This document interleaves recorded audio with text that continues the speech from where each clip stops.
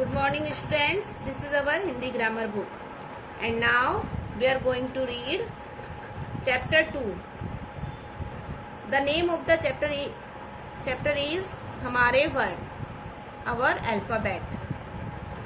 हिंदी में हम पढ़ते हैं वर्ण और इंग्लिश में होते हैं अल्फ़ाबेट्स. बच्चों, जब भी हम कुछ बोलते हैं तो हमारे मुंह से कुछ आवाज़ें निकलती हैं यानी जो भी हम बोलते हैं तो हम कुछ ना कुछ आवाज़ ही करते हैं, तो उसे क्या बोलते हैं? ध्वनियाँ. जो हम आवाज़ करते हैं मुंह से, जो भी हम बोलते हैं, तो जो आवाज़ होती है वो होती है ध्वनि. ओके, ध्वनियाँ निकलती हैं. इन ध्वनियों का कुछ ना कुछ अर्थ होता है.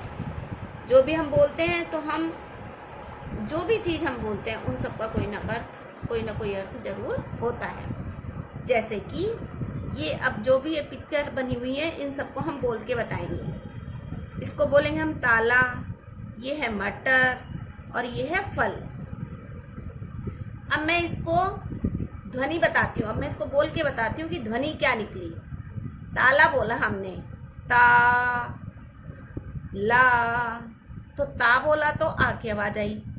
फिर ला बोला तो ला के बाद भी आ की आवाज़ आई. तो क्या आवाज़ आई? ध्वनि की आवाज़ आई.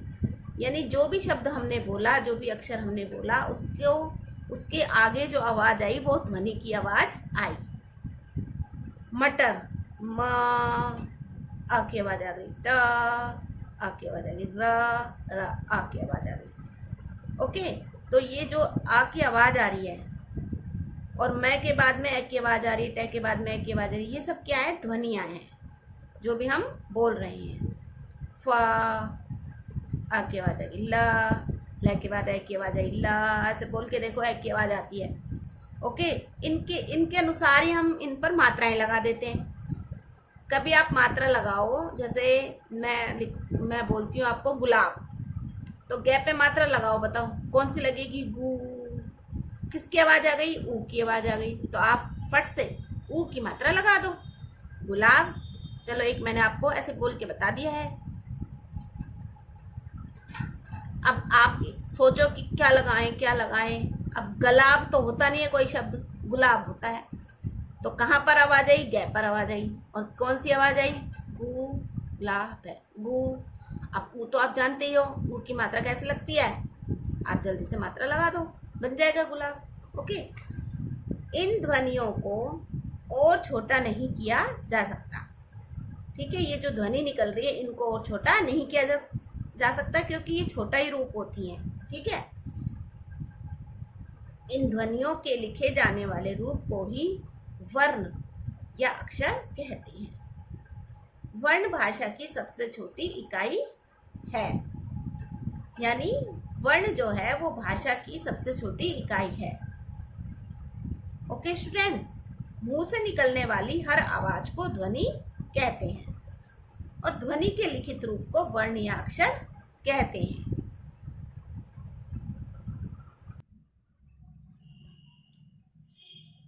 फिर से हम रिपीट कर लेते हैं. मुंह से निकलने वाली हर आवाज को ध्वनि कहते हैं. ठीक है, जो भी हम आवाज करते हैं उसको क्या बोलते हैं? ध्वनि. अंडरलाइन कर लीजिए. ध्वनि के लिखित रूप को वर्ण या अक्षर कहते हैं और ध्वनि को जब हम लिख देते हैं तो वो क्या हो जाती है? वर्ण या अक्षर, उसको हम कहते हैं. जैसे कि ये वर्ण है, ये वर्ण दो प्रकार के होते हैं, स्वर और व्यंजन. ये वर्ण लिखे हुए हैं, ए आ ई ऊ से ऊ. देखिए ये सब लिखे हुए हैं ना, ये सब वर्ण हैं. ये सब वर्णमाला में ही होते हैं. जो हम स्टार्टिंग, जब हम स्कूल ज्वाइन करते हैं, फर्स्ट में नर्सरी, LKG, UKG जब हम पढ़ते हैं तब हम इन्हीं को ही पढ़ते हैं. सबसे पहले वर्ण ही हमें स्कूल में सबसे पहले सिखाया जाता है. ऐसे अनार, आसे आम, ये सब हमें सिखाया जाता है. तो सबसे पहले हमें क्या सिखाया जाता है? वर्ण ही सिखाए जाते हैं. ऐसे अनार बनाना, आसे अनार बनाना. उसके बाद में हमें इनकी मात्राएं सिखाई जाती हैं. फिर हम इन्हें जोड़कर लिखते हैं. वर्णमाला, तो आपको ये दो लाइन जो है वो हमेशा लर्न रखनी है. मुंह से निकलने वाली हर आवाज को ध्वनि कहते हैं और ध्वनि के लिखित रूप को वर्ण या अक्षर कहते हैं. हिंदी वर्णमाला हिंदी भाषा के सभी वर्णों के क्रम से लिखे गए समूह को वर्णमाला कहते हैं। हिंदी भाषा के सभी वर्णों के क्रम से लिखे गए समूह को वर्णमाला कहते हैं। जैसे कि अगर हम वर्णों को क्रम से लिख दें, अब जैसे हमने ये वर्णमाला लिखी हुई है, जैसे कै, खे, गे, घे, न, चे, छे, जे, झे, न, टे, ठे, डे, ढे, न, तो ये हमने वर्ण लिखे हुए हैं, लेकिन हमने इनको क्रमबद्ध रूप से लिख दिया है।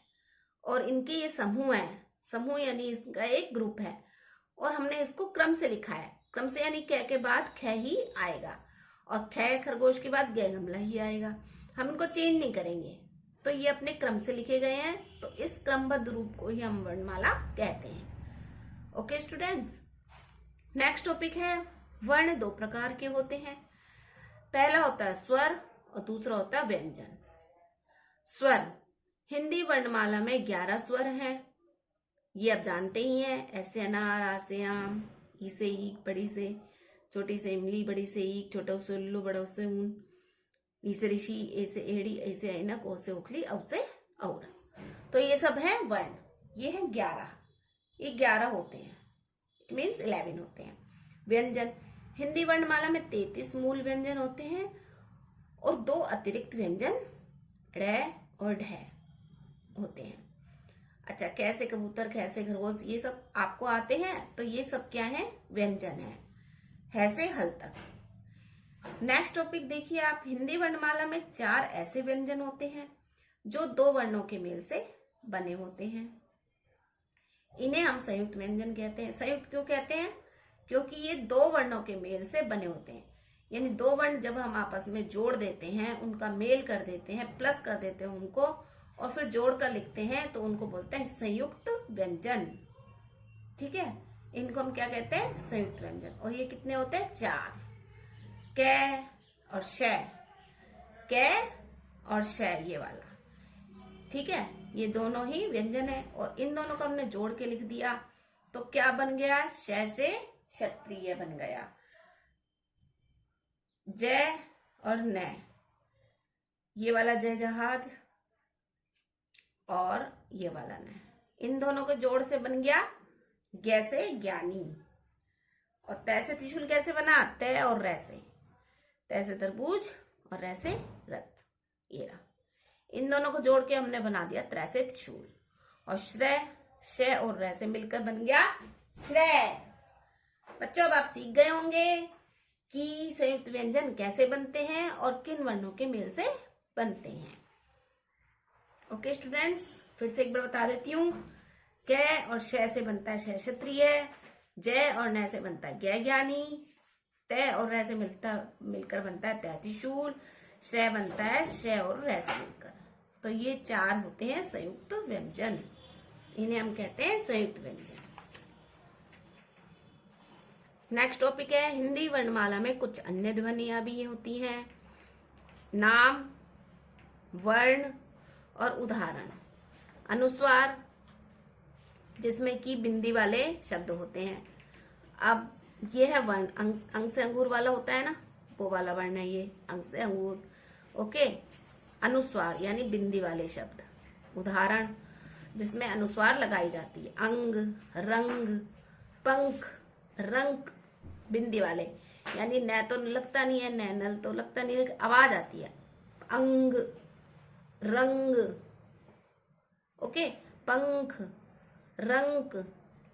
अनुनासिक, यानी जिन पर चंद्र बिंदु लगता है, चंद्र बिंदु लगे उसको बोलते हैं अनुनासिक वाले शब्द। माँ, हंसना, चांद, आंख, सांप, सांप भी हो सकता है। अयोग वहा,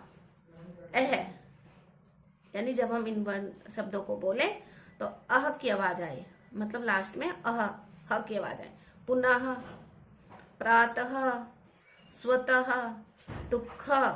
ठीक है, आगत स्वर, ये वाला, जैसे हम लिखते हैं मॉनिटर, बोलते मॉनिटर है, होता मॉनिटर है।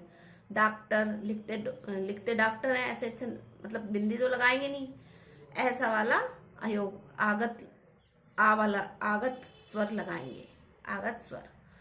यानी कि ये वाला साइन हम लगा देंगे और बोलेंगे हम डॉक्टर, ऑफिस, ऑफिस। अनुस्वार यानी बिंदी वाले शब्द का प्रयोग। अब देखो बिंदी का प्रयोग यानी अनुस्वार यानी बिंदी, ये जो लगाई गई है। पंकज, डंडा, पंखा, बंदर, अंदर, ये भी हो सकते हैं। ओके, ऊपर दिए गए चित्र के नीचे लिखे शब्दों में अनुस्वार का प्रयोग है। अब है अनुनासिक शब्द यानी चंद्र बिंदु वाले शब्द। चांद, सांप, 5। ओके, इन शब्दों में हमने अनुनासिक का प्रयोग किया है यानी चंद्र बिंदु का प्रयोग किया है।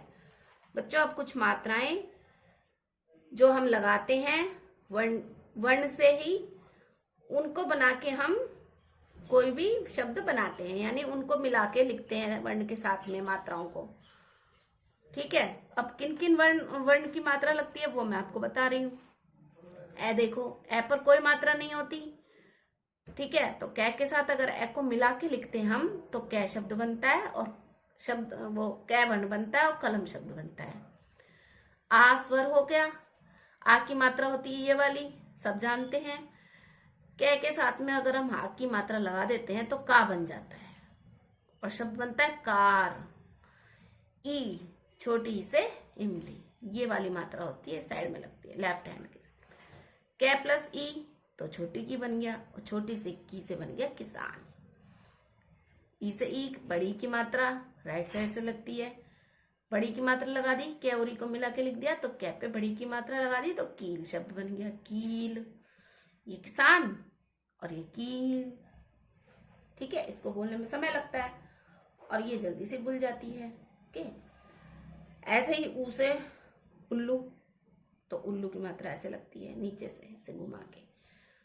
कुली, कैपू की मात्रा लगाई, कू बन गया कुली। ऊ से ऊन, ऊ पे बड़े ऊ की मात्रा लगाई तो बड़ा कू यानी कैपे बड़े ऊ की मात्रा। कूदना, ठीक है, ये बड़े ऊ की है और ये छोटी ऊ की थी। अब ये आपको मात्रा लगानी आनी चाहिए और ध्यान रखना चाहिए कि आपको कहाँ पर कौन सी मात्रा लगानी है। री से ऋषि की मात्रा ये वाली होती है। कै पे री से ऋषि की मात्रा यानी रै लगाना नीचे की तरफ से होता है कृष्ण, ऐसे बनता है कृष्ण शब्द। ए, कै पे ए से एडी की मात्रा लगा दी यानी एक मात्रा लगा दी। केला, के, एक की आवाज आ गई केला। आई से ऐनक, कै पे आई से ऐनक की मात्रा लगाई यानी दो मात्रा, डबल मात्रा लग गई तो बन गया कैमरा। क्या बन गया? Camera, camera. ओ से ओखली की मात्रा लगाएंगे, कै पर ओ की मात्रा लगा दी तो को बन गया। बोल के देखो आप, कै पर ओ की मात्रा लगाकर जोड़ के बोलोगे आप तो को बोलेंगे, को। और को से क्या शब्द बनेगा? कोयल। औ की मात्रा बोलेंगे, ठीक है, ये औ से औरत है, मात्रा लगाएंगे, दो मात्रा लगेगी, एक लगे इस पे दो लग गई, कौ, कौआ। ओके स्टूडेंट्स, अब मैंने आपको मात्रा बता दी है और इनसे बने हुए शब्द भी बताए हैं। अब आपको लर्न करना है कि ध्वनि किसे कहते हैं और वर्ण किसे कहते हैं और वर्णमाला भी किसे कहते हैं, ये सब के आंसर आपको लर्न करने हैं। मुंह से निकलने वाली हर आवाज को ध्वनि कहते हैं। ध्वनि के लिखित रूप को वर्ण या अक्षर कहते हैं। और वर्णमाला किसे कहते हैं? इसका आंसर ये होगा, हिंदी भाषा के सभी वर्णों के क्रम से लिखे गए समूह को वर्णमाला कहते हैं। Okay students, read this chapter carefully and learn this chapter. Thank you student.